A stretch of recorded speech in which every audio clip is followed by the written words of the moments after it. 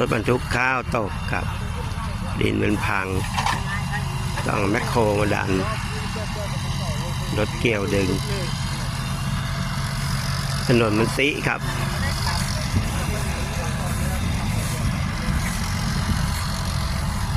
มีร่องข้างๆถนนซิ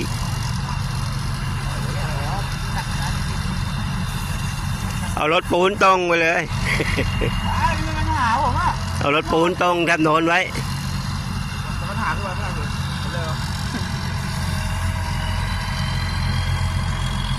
รถบรรทุกข้าวตกครับดินมันพังต้องแมคโครมาดันรถเกี่ยวดึงถนนมันซิครับ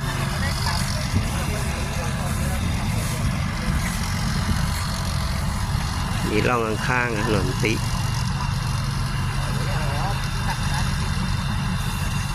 เอารถปูนตรงไปเลย เอารถปูนตรงถนนไว้